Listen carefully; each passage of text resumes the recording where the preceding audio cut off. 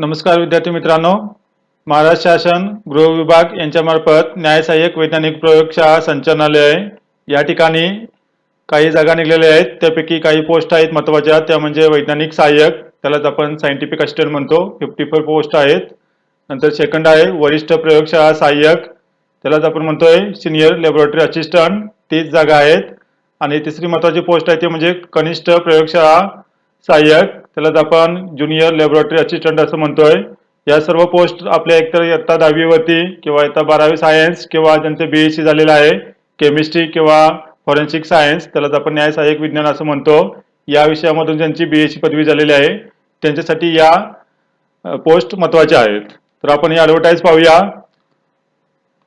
महाराष्ट्र शासनाच्या ज्या forensic science laboratory आहेत मुंबई, नागपूर, पुणे, औरंगाबाद म्हणजे छत्रपती संभाजीनगर, नाशिक, अमरावती, नांदेड, कोल्हापूर, चंद्रपूर, रत्नागिरी, धुळे, ठाणे व सोलापूर या ठिकाणी तुम्हाला नेमणूक मिळू शकते जर यामध्ये तुमचे जॉईनिंग झाले तर पहिली पोस्ट आहे वैज्ञानिक सहाय्यक सायंटिफिक असिस्टंट.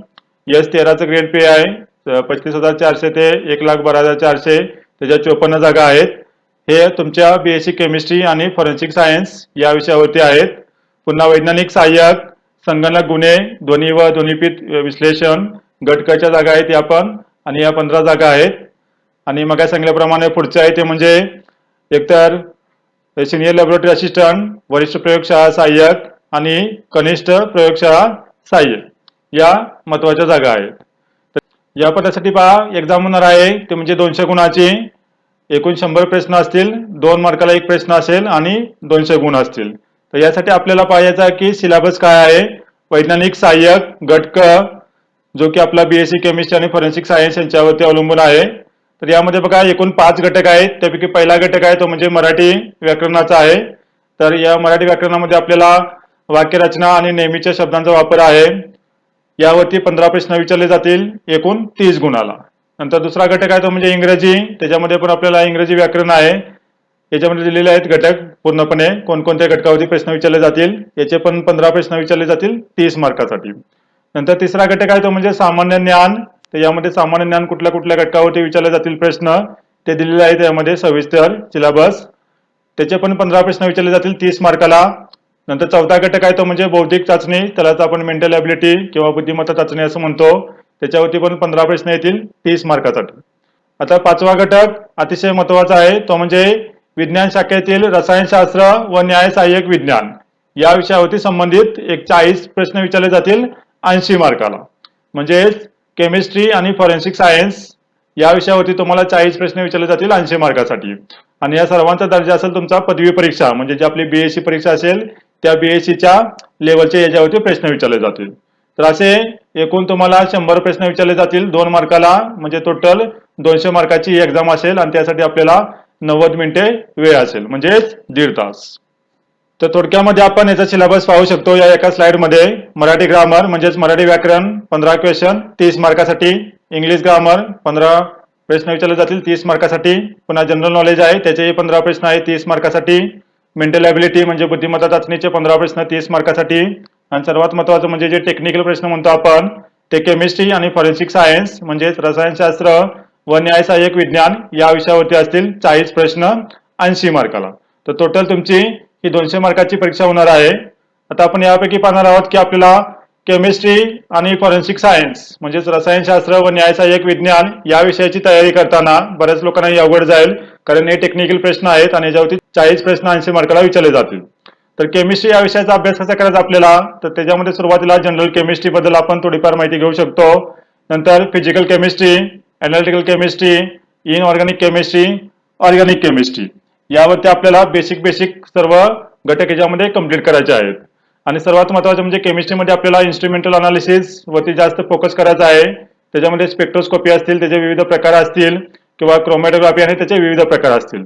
कारण का फॉरेन्सिक सायन्स लॅबोरेटरीमध्ये सुरुवातीला काय केलं जातं की पोलीस तपासामध्ये जे मुद्देमाल किंवा जे पुरावे गोळा करून आणले जातात त्याचं रासायनिक विश्लेषण या फॉरेन्सिक सायन्स लॅबोरेटरीमध्ये केलं जातं.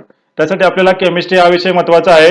आणि हे विश्लेषण करण्यासाठी म्हणजे त्यांचं अनालिसिस करण्यासाठी स्पेक्ट्रोस्कोपी, क्रोमॅटोग्राफिक अशा वेगवेगळ्या इन्स्ट्रुमेंटल टेक्निक्स असतात, तर त्याच्यावरती जास्त आपल्याला भर द्यायचा आहे.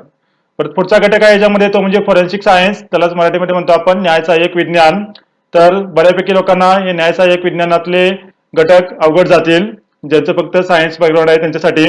तर याच्यामध्ये आपल्याला काय काय पाहायचं आहे, तर सुरुवातीला आपण फॉरेन्सिक सायन्स म्हणजे त्याचं इंट्रोडक्शन, त्याची हिस्ट्री, डेव्हलपमेंट आणि डिफरंट डिव्हिजन्स किंवा ब्रँचेस असतात फॉरेन्सिक सायन्स किंवा न्याय सहाय्यक विज्ञानाच्या, आणि त्या प्रत्येक ब्रँचमध्ये किंवा त्या डिव्हिजनमध्ये काय फंक्शनिंग केलं जातं त्याबद्दल आपल्याला इथं सविस्तर पाहावं लागेल. आता इथं जे फॉरेन्सिक सायन्स आणि केमिस्ट्रीचा सिलेबस दिलेला आहे त्यापैकी जे 40 प्रश्न आहेत, बऱ्यापैकी 20 प्रश्न केमिस्ट्रीवरती येऊ शकतात आणि राहिलेले 20 प्रश्न हे फॉरेन्सिक सायन्सवरती येण्याची शक्यता असेल. तर आता इथं केमिस्ट्री हे त्यांनी आपल्याला क्वालिफिकेशन मागितलेलं आहे, त्यामुळे केमिस्ट्रीचं आपण पाहिलं मगाशी कोणकोणत्या घटकावरती आपल्याला फोकस करायचा आहे. तर फॉरेन्सिक सायन्समध्ये पण इथं केमिस्ट्री, नंतर सायकोलॉजीसाठी वेगळे आहेत, नंतर जे आपलं म्हणतो आपण टेप ऑथेंटिफिकेशन डिव्हिजन वगैरे सायबरवाले त्यांच्यासाठी वेगळा सिलेबस दिलेला आहे.